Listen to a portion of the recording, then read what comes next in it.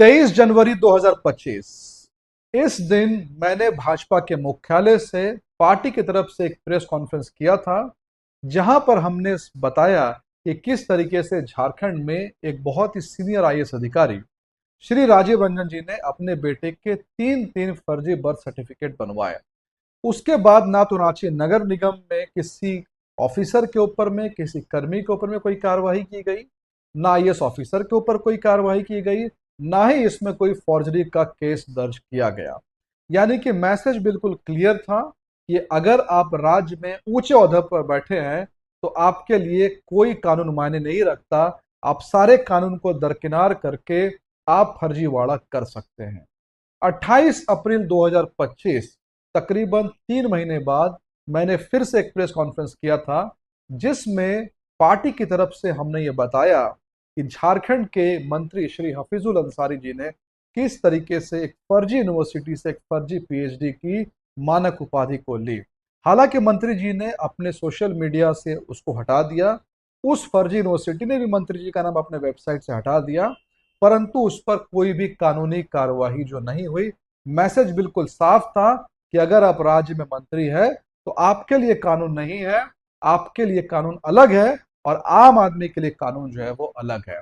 और आज 17 मई 2025 को एक बहुत ही प्रतिष्ठित मीडिया हाउस से ये खबर आ रही है कि झारखंड में एक सिटिंग एमएलए श्रीमती श्वेता सिंह, जो कि बोकारो से विधायक है, उनके दो दो पैन कार्ड पकड़े गए हैं। एक पैन कार्ड में पिता का नाम कुछ और है और दूसरे पैन कार्ड में पिता का नाम कुछ और है। सिर्फ दो पैन कार्ड ही नहीं, मीडिया के रिपोर्ट के अनुसार उनके 3 फर्जी वोटर कार्ड भी पकड़े गए हैं। यानी कि राज्य सरकार में आईएएस ऑफिसर हो, मंत्री हो या विधायक हो, इन्होंने फर्जीवाड़ा को एक बड़े स्केल पर अंजाम दिया है। और इसका असर सिर्फ यहीं तक नहीं, इसका असर पूरे के पूरे राज्य में पड़ रहा है।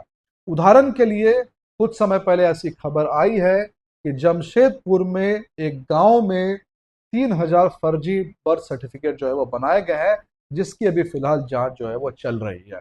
तो ये पूरा का पूरा फर्जीवाड़ा, ये पूरा का पूरा फॉर्जरी क्यों हो रहा है? ऐसा इसलिए हो रहा है क्योंकि जब किसी हाई प्रोफाइल आदमी का केस सामने आता है तो सरकार उसमें चुप्पी साध लेती है।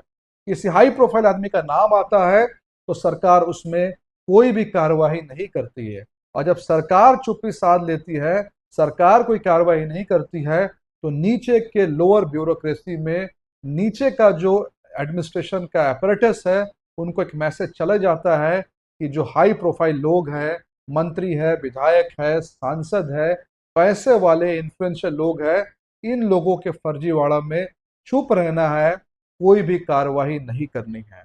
संविधान की बार बार दुहाई देने वाले लोग, संविधान के किताब को हाथ में लेकर के घूमने वाले लोग, संविधान के धारा 14, अनुच्छेद 14, आर्टिकल 14 को भूल जाते हैं, जो कहता है there is equality before law, be you ever so high, the law is always above you.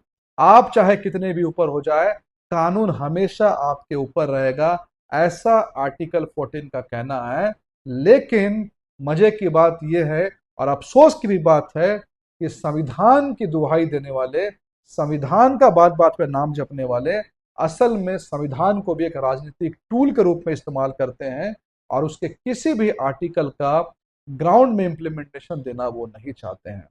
हम हेमंत सोरेन सरकार से ये आग्रह भी करते हैं, अपील भी करते हैं कि ऐसे जितने भी हाई प्रोफाइल मामले आपकी नज़र में हैं, चाहे वो भाजपा ने बताया, चाहे किसी मीडिया कर्मी ने बताया, चाहे किसी एनजीओ ने बताया, चाहे किसी आम आदमी ने बताया, आप उस पर जो भी कानूनी कार्रवाई हो सकती है, जो भी कानूनन रूप से एक्शन हो सकता है, उसको लीजिए और एक मैसेज दीजिए कि आर्टिकल 14 समानता का अधिकार झारखंड में है और यहाँ पर एक आम आदमी और एक पावरफुल आदमी के बीच में कानून का कोई अंतर नहीं है, कानून सबको बराबर रूप से मानता है।